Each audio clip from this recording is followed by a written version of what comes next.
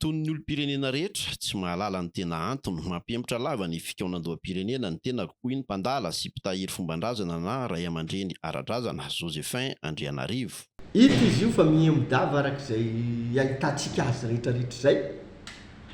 fa mbola mametra-panontaniana ny hoe tena ho vahaolana ho an'ny firenena tokoa ve ilay zavatra tapaka ao. Iraisako izay fanontaniana izay, iraisako amin'ny olona mpiresaka, mpiteny eny ho eny, satria maro ny zavatra hita fa mifamafako amin'izao. Na le fomba fijeriny zany atao hoe fanavaozana zany.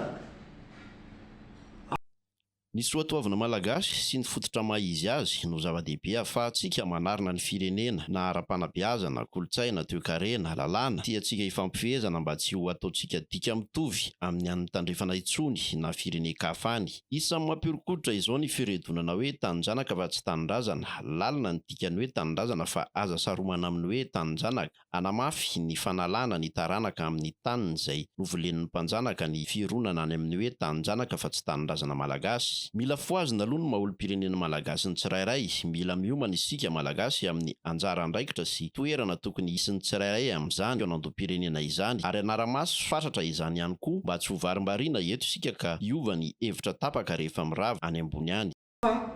Ny fipetrahana fiaraha-miaitra fa ny fifotorana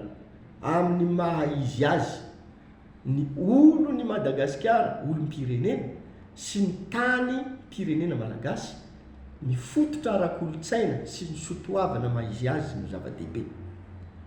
Io no rindran-damina tokony iaingiany ny politika rehetra na ara-panabeazana,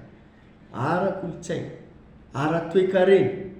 araky ny lalàna hifampifehezana rehetra fa tsy ho kopikole avy amin'ny tandrefana intsony na firenen-kahafany lalàna hifampitondrantsika eto. Anisan'izany izy ilay mampiorokoditra amin'izao fotoana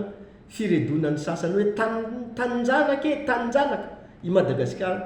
iendahana amin'ilay hoe tanin-drazana izay teny alalina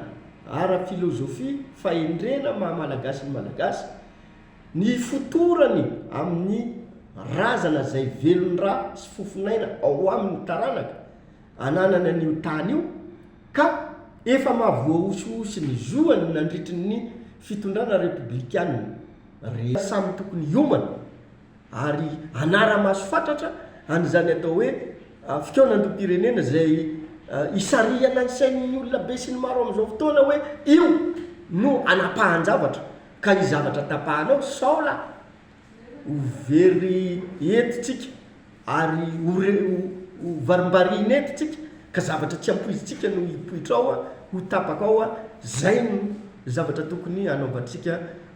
fiomanana amin'izao fotoana izao.